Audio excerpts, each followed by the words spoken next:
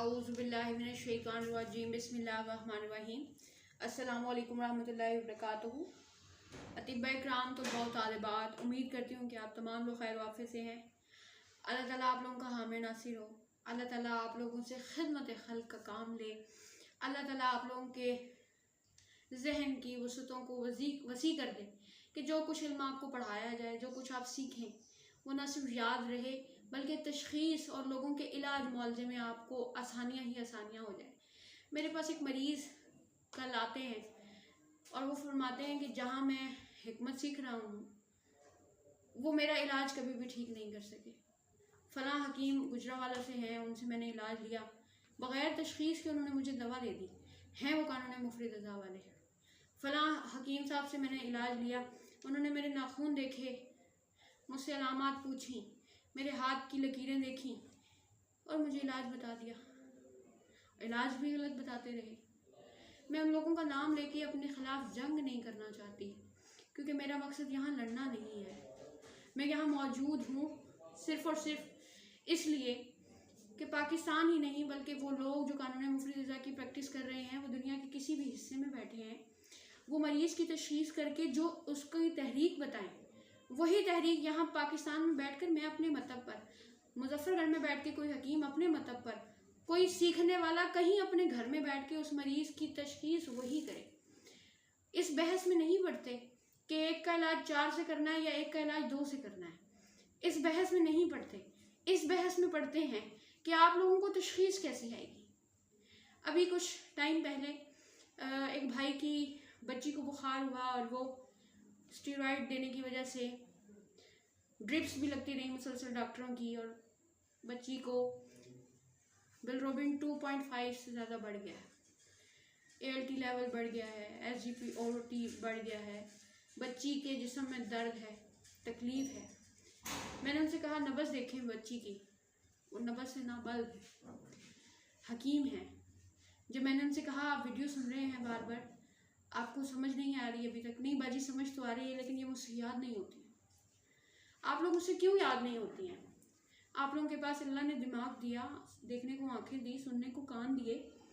अगर आप अपने दिमाग का इस्तेमाल नहीं करेंगे तो फिर ये दिमाग का बोझ हमने क्यों उठाया हुआ है? आप अपने लिए मुश्किल ना बनाएं इस चीज़ को, ये बहुत आसान है।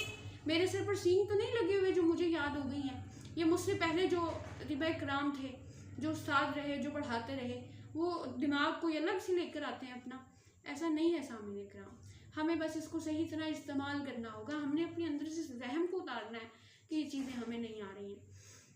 हमने उज़लाती असाबी नब्ज़ पढ़ी, असाबी उज़लाती नब्ज़ पढ़ी, उससे पहले जो मुफरिद मुरक्कब नब्ज़ें पढ़ी, जो मौसम के अदवार पढ़े। आप इसको एक इस तरह समझिए कि मुझे सेक ऑफ नॉलेज के लिए, इल्म हासिल करने के लिए आप उन नब्ज़ों को सुने। बार बार सुनेंगे तो वो चीज़ें जहन में बैठ जाती हैं।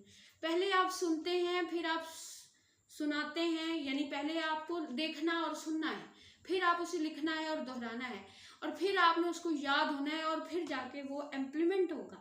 एक दिन में तो नब्ज़ें नहीं आएंगी ना, या 10-12 दिन में तो नब्ज़ें नहीं सीख सकते। सामने किराम, ये गुफ्तगू इतनी ज़रूरी थी कि मैं बड़ी हिम्मत के साथ, हौसले के साथ लगी हुई हूँ। एक भाई इनबॉक्स में आते हैं और कह रहे हैं कि कानून मुफरिद अज़ा उन्होंने घोल के पी रखी है। मैं पूछती हूँ कि घोल के पीने की ज़रूरत ही क्या है? जो चीज़ घोल के पी ली वो तो हज़म हो गई, इजाबत हो गई, निकल गई जिस्म से। क्यों घोल के पीते हैं आप लोग इल्म को? इल्म क्या पानी का गिलास है जिसे घोल के पी लिया आपने? इल्म तो वो है कि जिसकी वुसअतें पूरी नहीं अहाता कर सकता आप अपनी सारी ज़िंदगी में। फरमाया गया कि मौत कब्र में उतरने तक माँ की गोद से इल्म हासिल करना है, करते ही जाना है।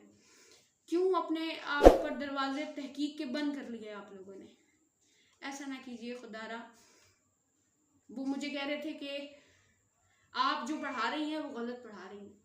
मैंने कहा भाई मुझे गलत पढ़ा लेने दें, फिर कोई बात नहीं। एक वक्त आएगा जो मैं गलत पढ़ा रही हूँ उसका साबित भी करूँगी, और जो चीज़ मैं साबित ना कर सकी मैं उससे रजू कर लूँगी। अब मैं इन लोगों से यही बातें कह सकती हूँ। सामीन किराम, आप लोगों से बड़ी इल्तमास है, वो लोग जो चैनल पर मौजूद हैं, वो लोग जो नए आ रहे हैं, वीडियो के साथ जुड़ रहे हैं, आप लोग सारी वीडियोस को सुनें। आप सारे चैनल के विजिट करें, बार बार उन चीज़ों को रिपीट करें, लिखें, फिर सुने, फिर लिखें। कोई चीज़ रह गई है रिवीजन करें। जब मुझे याद हो सकती है आप लोगों को भी याद हो सकती है। मोटिवेट रहें। ये सब कुछ बहुत आसान है, सिर्फ समझने की देर है, आपकी तवज्जो की देर है। जिस दिन आपने तवज्जो दी, कानून मुफरिद रज़ा अपने पूरे असर रसूख के साथ, पूरे आबोताब के साथ आपके मतलब की रौनक बनेगा, आपके मरीजों के दिल को सुकून देगा, आपका दिल भी मुतमईन होगा कि मैंने 1500 इस मरीज से लिया तो उसको आराम भी हो रहा है। जब मुझे किसी मर्ज का इलाज करते हुए कोई परेशानी आती तो मुझे नींद नहीं आती है कि ये मैं इलाज कर रही हूँ, फलां दवा इसको दी है, फलां कहवा गज़ा इसको दी है, ये ठीक नहीं हो रहा, तो कहाँ मुझसे गलती हो रही है। आप लोगों के साथ भी जब ये तदबीक पैदा होना शुरू हो गई तो मरीज़ इंशाल्लाह सेहत की तरफ जाते ही चले जाएंगे। मरीज़ को देख के हाथ ना उठा दिया करें कि ये इतना बड़ा मर्ज़ है, ये हमसे ठीक नहीं हो रहा, ये हमसे ठीक नहीं हो सकेगा। आप सब कुछ कर सकते हैं। जब आप इतनी करोड़ों की आबादी में कानून मुफरिद रज़ा का नाम लेने वाले लोग हैं ना, तो अल्लाह ने आपके अंदर वो काबिलियत रखी है कि आप इलाज मुआवजा कर सकते हैं। सामीन किराम, बात लंबी हो गई, बेहद माजरत। उज़लाती गुद्दी तहरीक आज हमारा मौजूद सोहन है। कानून मुफरिद रज़ा की उज़लाती गुद्दी तहरीक, जिसको खुश्की गर्मी की तहरीक कहते हैं। खुश्की इसमें 75% जो कि उज़ू जिस्म के साथ, और 25% गर्मी जो कि खून और कीमियाई कैफियत के साथ जुड़ी होती है। उज़लाती गुद्दी तहरीक का फ़ाल मशीनी है। उज़लाती गुद्दी तहरीक का वास्ता कल्ब के साथ है। उज़लाती गुद्दी तहरीक की उम्र 16 या 18 बलूगत के बाद से लेकर के 40 साल तक मर्द की होती है। जिन्स इसका मर्द होता है। सामिने किराम, इसकी तवालत 3 पोरे और कभी कभी 4 और 4 से भी बढ़ जाती है। जब 4 या 4 से बढ़ती है तो क्या बीमारी आती है वो बताऊंगी, लेकिन याद रखें इसकी तवालत 3 पोरे होती है। उसके साथ साथ इसकी रफ्तार कदरे तेज़ होती है। बल्कि कानून मुफरिद रज़ा में उज़लाती गुद्दी तहरीक की ये खासियत है कि ये सरी होती है, बारीक होती है। सामीन इकराम, उज़लाती गुद्दी तहरीक तवालत के लिहाज से 3 पोरे, मकाम के एतबार से शर्फ या ऊपर होती है। खरदरा इसका लम्स होता है। रफ्तार इसकी सरी होती है। और उम्र और ये सब चीज़ें बताने के बाद एक बात याद रखें कि अगर आपने मरीज़ की कलाई पर हाथ रखा, ये 4 उंगलियां आपने रखी और पहली 3 उंगलियों पर नब्ज़ महसूस हो गई, हाथ रखते ही नब्ज़ महसूस हो गई, तो ये इस बात की निशानी है, खुला एक निशानी है कि आपके मरीज़ के जिस्म में सोदावियत और खुश्की बढ़ी हुई है। ये वो सोदावियत और खुश्की है जो उसके जिस्म में सोजिश पैदा कर रही है। सोजिश कहाँ? सोजिश उज़लात में। उसका जिस्म ऐसे सख्त होता है जैसे पहलवानों की तरह जिस्म में सख्ती होती है। उसके उज़लात मैदा में सोजिश है, उसके फेफड़ों में सोजिश है, उसके दिल में सोजिश है, उसके मसाने में सोजिश है। सामीन इकराम, अगर आपको उज़लाती गुद्दी तहरीक मिले 3 पोरों के बजाय 4 पोरों पर, बल्कि 4 से भी बड़ी हुई बात होगी, 8-10 पोरों तक मिल जाती है। ये जितनी बढ़ती गई, मरीज़ के जिस्म में गर्मी खुश्की का गलबा होता गया। इसका मतलब ये नहीं है जो किताबों में लिखा है कि उज़लाती गुद्दी तहरीक जब तवील होती गई तो इसका मतलब है कि जिस्म में हरारत बढ़ रही है और मरीज़ खुद ब खुद अब सेहत की तरफ जाएगा और तबीयत जो उसकी अंदरूनी है वो उसकी खुश्की को ख़त्म कर देगी, खुद ब खुद अलामात सारी ख़त्म हो जाएंगी। ऐसा नहीं है। जब उज़लाती गुद्दी तहरीक 3 पोरों पर थी तो खुश्की है, 4 पोरों पर आ गई तो हरारत आ गई, खुश्की और हरारत बढ़ गई, क्योंकि शर्फ है मकाम तो शर्फ में ही रहा, ऊपर ही मिली 4 पोरे, 4 से ज़्यादा पोरे मिलती गई, शर्फ में तो रही। गैसेज, उज़लात, दमवी मिजाज तो रहा, अलामात बीमारियां तो रही, मगर गर्मी के साथ साथ बढ़ने से क्या हुआ, दखान किस्म की जो गैसेज हैं, वो जो खुश्की और हरारत है वो बढ़ के जिस्म की नमी को ख़त्म कर दिया। उसने परेशानी है, दिल को खफकान है, दिल को इख्तिलाजुल कल्ब का मसला है, दिल घबरा रहा है। वो इतना घबरा गया कि उसने काम ही करना छोड़ दिया। तो ये बातें समझने वाली हैं। हमें बहुत सी चीज़ें किताबों में गलत भी बताई गई हैं, इसीलिए किताबों को पढ़ने के साथ साथ उस्तादों से रहनुमाई ज़रूरी है। किताब पढ़ के आप नहीं आलिम फाजिल हो सकते। सामीन ग्राम, उसके साथ साथ उज़लाती गुद्दी तहरीक में आप तप दक देखते हैं जिसे टीबी कहते हैं। उज़लाती गुद्दी तहरीक में आप और आम देखते हैं, सुलभ किस्म के वर्म देखते हैं। सामने ग्राम जोड़ों के अमराज इसमें आते हैं, नकरस छोटे जोड़ों का दर्द इसमें आता है, अरकुन्निसा लंगड़ी का दर्द जो है वो अरकुन्निसा उजलाती खुदी तहरीक में आता है। उजलाती खुदी तहरीक में सरसाम उजलाती होता है। सामने इकराम उजलाती खुदी तहरीक में आप मरीज को तनफ्फुस के अमराज देखते हैं, दमवी अमराज देखते हैं, खून के अमराज देखते हैं, बवासीर खूनी नक्सीर आ रही है, मुंह से दांतों से खून आ रहा है, जिल्द से खून रिस रहा है। आप उजलाती खुदी तहरीकों में ये भी देखेंगे कि मरीज के जिस्म में कैंसर के मामला भी हो रहे हैं। अब एक एक करके मेरी कोशिश है कि आपको बताएं, लेकिन उसके साथ साथ याद रखें कि उजलाती खुदी नब्ज जब शर्फ में होती है, जब ये नब्ज शर्फ में होती है तो शर्फ के साथ अगर तवील हो गई और साथ में शर्फ रही यानी बुलंदी है और तवालत आ रही है तो मरीज के जिस्म में टीबी और वो भी तीसरी स्टेज का, बुखारें, शदीद किस्म की बुखारें, अगर मरीज की जिस नब्ज में अर्ज मौजूद मिल रहा है, आपको उजलाती खुदी भी है लेकिन उसमें अर्ज भी आ रहा है, तो आशिक मिजाज आदमी है, माला फलिया है, वहमी किस्म का आदमी है, कसरत तमस का मामला है। सामने इकराम गलाजत पहुंच चुकी है ना, असाब से जुड़ी है आपके जिस्म में, रतूबत जो उजलाती रतूबत है यानी खुश्की का मतलब अल्लाह ताला ने खुश्क पाउडर तो नहीं खून का जिस्म में रखा, उजलाती तहरीक का मतलब खुश्की है मगर खुश्की भी रतूबत की शक्ल में। तो जब ये रतूबत बढ़ती है, अर्ज आता है हल्का फुल्का नब्ज में, तो उसमें कसरत तमज़ है, माले खुलिया है, ज़ातुर्रिह का मसला है, खफकान का मसला है, आपके मरीज को पुराने नज़ला ज़ुकाम है, तहलील का मामला शुरू हो रहा है जिस्म में। सामिन इकराम उसके साथ साथ अगर आपको उजलाती खुदी तहरीक, अब मैं मुफरिद अंदाज एक एक करके बताती जाऊंगी, नोट कीजिए, याद कीजिए कि अगर उजलाती खुदी तहरीक आपको मुर्तइश मिले, ये इस बात की निशानी है कि मौत करीब है। मैंने मुर्तइश नब्ज़ें पीछे पढ़ाई हैं जिसमें हमने बताया कि कब कभी दिल कांप रहा है, नब्ज़े उजलाती खुदी आपको मुसल्ली मिले तो जहर जिस्म में मौजूद है और मौत करीब है, मगर काबिल इलाज है, मगर जल्द मौत वाक़या हो जाएगी। उजलाती खुदी नब्ज़ आपको गैर मुंतज़म मिलती है, गैर मुंतज़म मिलती है तो ये हेपेटाइटिस सी की निशानी है, शुगर, मैदी शुगर की निशानी है। सामीन इकराम गैर मुंतज़म नब्ज़ का मिलना शऊरी और गैर शऊरी दोनों एहतलाम उजलाती खुदी तहरीक में होंगे। सामीन इकराम उजलाती खुदी तहरीक का कानून मुफरिद रज़ा की खासियत सुनिए कि उजलाती खुदी तहरीक अगर आपको जय्यदुल वज़न मिले तो मर्द बच्चा अपने पूरी कुव्वतों का इजहार कर रहा है, हर तरह से इसके जिस्म में कुव्वतें पूरी हैं। उजलाती खुदी तहरीक आपको जय्यदुल वज़न, मैंने रद्दुल वज़न के बयान में बताया था कि जहाँ पर हर चीज़ मसावी है, हर चीज़ बराबर है, अगर आपको उजलाती खुदी तहरीक जुल्फतरा, दाएं हाथ का जुल्फतरा मिलता है तो मरीज़ जुल्फतरा की निशानी क्या है, दिल रुक रहा है, दिल रुक रहा है, डूब रहा है। सामने कराम अगर उजलाती खुदी तहरीक में आपको सुलब और सरी मिलती है, साथ में जुम्बुल फार मिलती है, मौत हो जाएगी।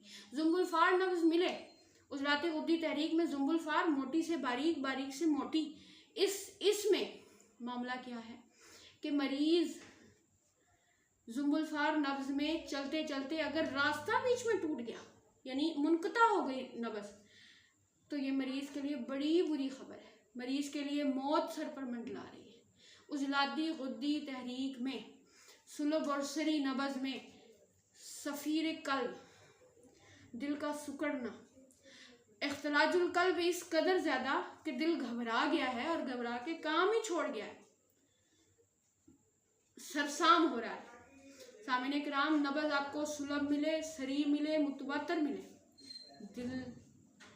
दिल सुकड़ रहा है, मरीज़ को दिल का मर्ज है, मरीज़ के दिल की शरियानें सुकड़ गई हैं या कहीं कोई वाल बंद हो गया है, कोई दिल का हिस्सा सुकड़ गया है, कोई सुराख बन गया है, कोई भी दिल का अमराज, दिल में नुक्स खराबी आ चुकी है। सामिने किराम अगर आपको उजलाती खुदी तहरीक में नब्ज़ सुलब, मुतवातर, सरी मिले, ये बातें याद हो गई। अब नब्ज़ अगर आपको सरी मिले, तवील मिले हार मिले, गर्म मिले, सुलभ मिले, मतलब नब्ज सख्त भी है, सरी भी चल रही है, तवील भी हो गई है। ये इस बात की निशानी है कि मरीज के गुर्दे खराब हो चुके हैं। गुर्दे खराब होने की एक बड़ी निशानी यह है कि नब्ज की गिनती नहीं कर पाएंगे आप। चरिए चरिए चरिए चरिए, उसकी गिनती, ठोकरों का दरमियानी वक्फा बड़ा कम हो गया है, वो नहीं गिन पाएंगे आप सामने कराम। उसके साथ साथ अगर यही नब्ज आपको तवील मिले, हरारत की ज्यादती, यही नब्ज का कुरा कवी है, नब्ज आपको हाथ पे से चुभन दे रही है, चुभ रही है, चुभ रही है, चुभन का एहसास है, वरम की इब्तदा हो चुकी है। वरम, वो भी सुलभ। सुलभ वरम क्या था? मंशारी वरम। नब्ज आपको मंशारी मिलती है तो ये टीबी का बुखार है। यही मंशारी नब्ज जितनी तवील होती जाएगी, जितनी तवील होती जाएगी, मरीज टीबी में खून थूकने लगेगा।